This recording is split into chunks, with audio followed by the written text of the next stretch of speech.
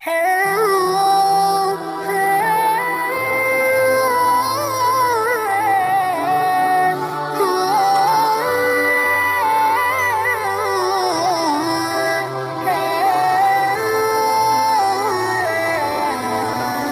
بن زہیر رضی اللہ تعالیٰ عنہ نے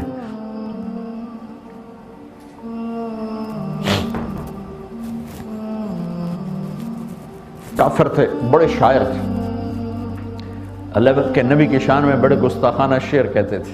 پھر انہوں نے ہدایت دی تو آ کر اللہ کے نبی کے سامنے بیٹھ کر آپ کا قصیدہ پڑھا تھا، بانت سعاد فقلبی منہ مبتول، یہاں سے وہ شروع ہوتا ہے، بہت لمبا قصیدہ ہے۔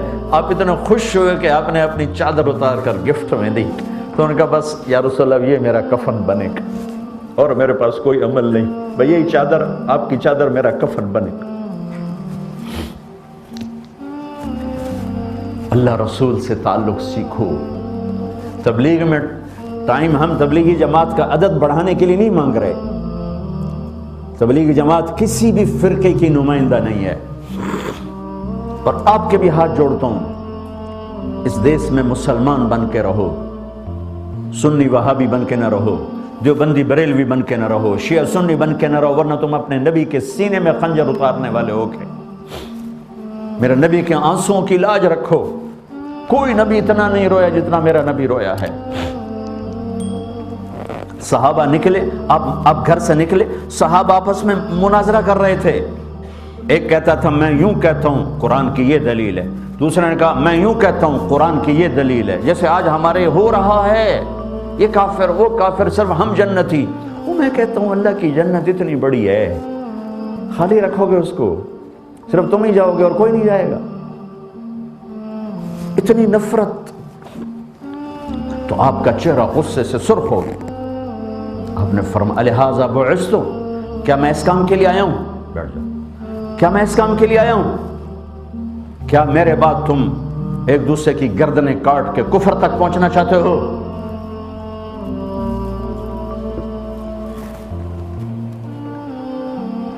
محمدی ہونا ہماری پہچان ہے، ہاں عقائد میں بھی اختلاف ہے، اعمال میں بھی اختلاف ہے، اس اختلاف کو کفر نہ بناؤ اللہ کے واسطے، اسے نفرتوں تک نہ پہنچاؤ اللہ کے واسطے۔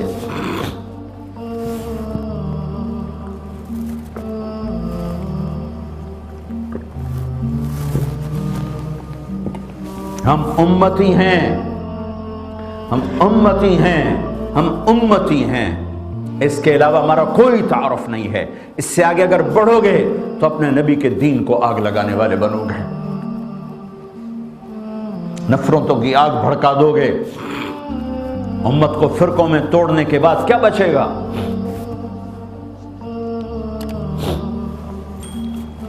امت بننا ہے ہم نے، تبلیغ امت کی نمائندہ ہے، تبلیغ کا کام امت کی نمائندگی ہے، کسی فرقے کی چھاپ نہیں ہے۔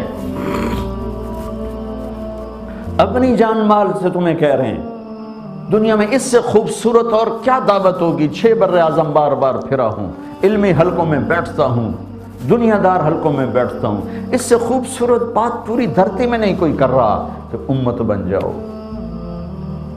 سب جنت میں جائیں گے، جس نے کلمہ پڑھا ہے ایک دن ضرور جنت میں جائے گا۔ یہ کیا کہہ رہے ہو؟ یہ بھی جہنم ہے، یہ بھی جہنم، صرف ہم ہی جنتی ہیں۔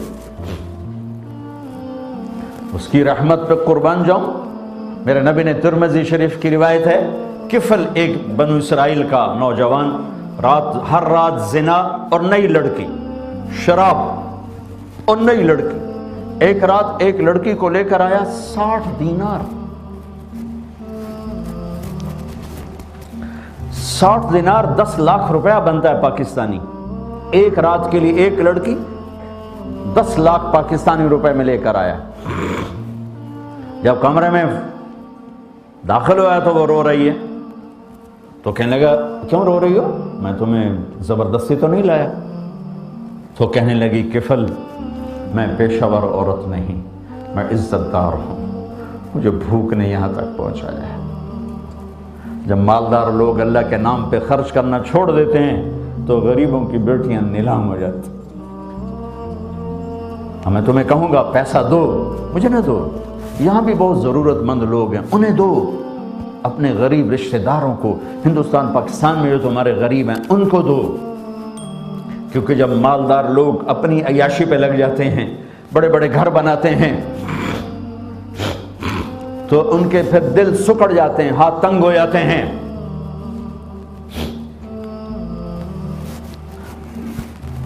زکوٰۃ تو فرض ہے، میرے اللہ نے زکوٰۃ کے علاوہ 72 جگہ کہا ہے مال لگا، مال لگا، مال لگا۔ 82 دفعہ مال لگانے کا ذکر قرآن میں ہے، 10 دفعہ زکوٰۃ کا لفظ ہے، زکوٰۃ زکوٰۃ زکوٰۃ زکوٰۃ زکوٰۃ زکوٰۃ زکوٰۃ زکوٰۃ زکوٰۃ، اور 72 دفعہ مال لگاؤ، مال لگاؤ، مال لگاؤ، مال لگاؤ، اور میں قربان جاؤں۔ میرے اللہ نے کیا عجب بات کہی، مجھے اچانک خیال آ گیا، اللہ اکبر۔ اللہ کہتا ہے ان اللہ وملائکتہ یصلون علی النبی، اللہ اور اللہ کے فرشتے اس عظیم الشان نبی پہ سلام پڑھتے ہیں۔ کتنی بڑی بات ہے۔ اور اللہ کہتا ہے میرے حبیب، یہ جو میرے نام پہ خرچ کر رہے ہیں نا، تو ان پہ سلام پڑھ، وصلی علیہم خذ من اموالہم صدقۃ تطہرہم بہا وتزکیہم وصلی علیہم، جو میرے نام پہ خرچ کر رہے ہیں، میں تجھ پہ درود پڑھتا ہوں تو ان پہ درود پڑھ۔ اللہ اکبر۔ جہاد کرنے والوں کو نہیں کہا ان پہ درود پڑھ، ذکر کرنے والے، حج کرنے والے، عمرہ کرنے والے، تبلیغ کرنے والے، تہجد پڑھنے والے، روزہ رکھنے والے، ان کے نہیں کہا میرے نبی ان پہ درود پڑھ۔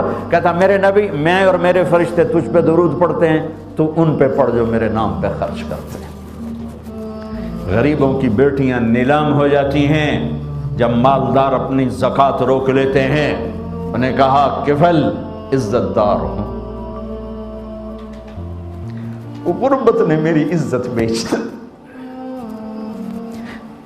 غربت نے میری عزت بیچ دی۔ تو کفر رو پڑا، کہنے لگا میری بہن جس عزت کے ساتھ آئی تھی اسی عزت کے ساتھ چلی، جو تمہیں پیسے دیے ہیں تمہیں ہدیہ ہے، میرے لیے دعا کر، میں بہت کتا انسان ہوں، آج تیرے آنسوؤں کے طفیل میں توبہ کرتا ہوں۔ کفل کو نہیں پتا کہ ہونے کیا والا ہے، وہ لڑکی گھر پہنچتی ہے اور پیچھے اچانک کفل مر جاتا، اس کو نہیں خبر کہ موت سر پہ کھڑی ہے۔ تو میرے رب کی رحمت اس پر متوجہ تھی، ایک غریب کے آنسوں نے اس کو توبہ پہ کھڑا کر دیا۔ یہ ایسا بدماش تھا کہ اگر کل یہ مردہ پایا جاتا اپنے عیاش کے اڈے میں تو اس کو اٹھانے کوئی نہ آتا، غسل دینے کوئی نہ آتا، جنازہ پڑھنے کوئی نہ آتا، قبر میں اتارنے کوئی نہ آتا۔ تو میں آئے میرے رب، میں قربان جاؤں تیرے اوپر میرے اللہ، تو کیا قدردان ہے، ہم ہی نہ قدر ناشنا ہیں۔ میرے اللہ نے کیا کیا؟ وہ کیا جو کرتا ہی نہیں، پردے کے پیچھے نہیں دکھاتا کسی کو، لیکن اللہ جو چاہے کر دے۔ اللہ نے پردہ اٹھا دیا۔ جب صبح ہوئی تو لوگوں نے دیکھا کفل کے گھر کے اوپر بڑا موٹا لکھا ہوا تھا ان اللہ قد غفر للکفل، لوگو اللہ نے کفل کو معاف کر دیا ہے، جاؤ اس کا جنازہ پڑھو، میرا یار بن گیا ہے۔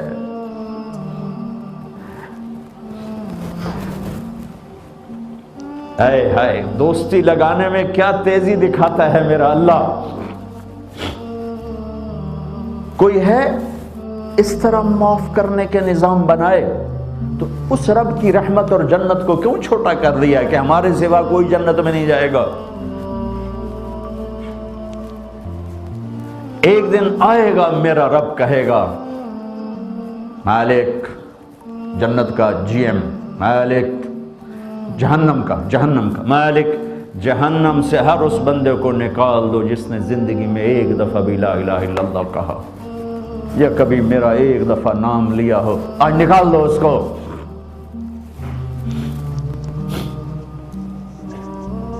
امتی بن کے رہو، اللہ کی رحمت بہت وسیع ہے۔ پھر وہ کیا کہتا ہے، میرے بندہ اتنے گناہ کر کہ زمین سے اٹھا اور آسمان کی چھت کو لگا، پھر ایک دفعہ کہہ دے یا اللہ معاف کر، میں سارے معاف کر دوں۔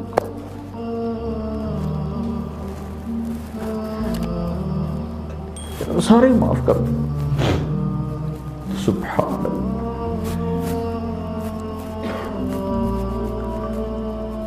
اور ایک کتنی خوبصورت بات ہے، یہ راڈ ٹوٹ جائے 4-5 جگہ سے تو ہم اس کو ویلڈ کریں گے، پھر اس کو صاف کریں گے، پینٹ کر دیں گے. لیکن جب آپ ایسے کر کے دیکھیں گے تو آپ کو جوڑ نظر آئے گا، یہ جوڑ ہے،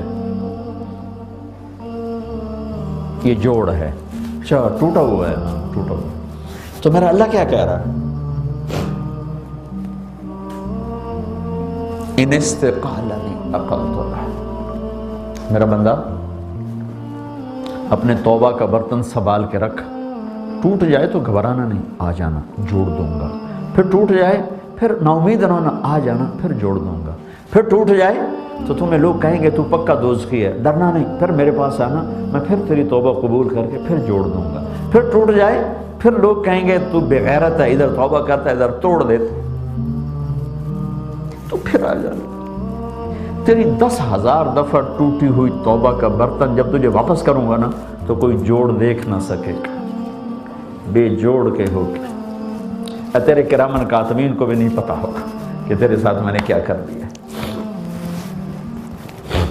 تو میرے بھائیو، تبلیغ کا پیغام ہے اللہ رسول سے صلح کرو اور یہ زندگی کو سیکھو، اس کے لیے بار بار نکلو. میں آپ سے زیادہ ٹائم نہیں مانگ رہا. ہر جگہ جہاں بھی ہم نے ایسے دوستوں کو جمع کیا، میں نے 4 مہینے نہیں مانگے، 40 دن نہیں مانگے. ایک چھوٹی سی درخواست کی ہے، ہر مہینے 3 دن تبلیغ میں جایا کرو، صرف 3، ایک ویک. بے شک جا کے سو کے آ جاؤ، نمازیں پڑھو، فرض نماز پوری کرو، سو کے آ جاؤ. اللہ کی قسم تمہارا یہ جانا ایک دن تمہارے اندر انقلاب پیدا کر دے گا. مہربانی کرو، مہربانی کرو. اس کو تبلیغی جماعت نہ سمجھو کہ تبلیغ ایک جماعت ہے لہذا وہی جاتے ہیں، ہم کیوں جائیں. لا الہ الا اللہ محمد رسول اللہ دل میں اتارنے کی محنت ہے تبلیغ، امت بننے کی محنت ہے تبلیغ. تمہاری تجارتوں سے اسلام پھیلے. کوئی لیسٹر میں مسلمان جھوٹ بول کی تجارت نہ کرتا ہو، کوئی مسلمان تاجر جھوٹ بول کے ٹیکس نہ بچاتا ہو. سچائی پر سب کچھ قربان کر دو، چند پاؤنڈ کی کیا حیثیت.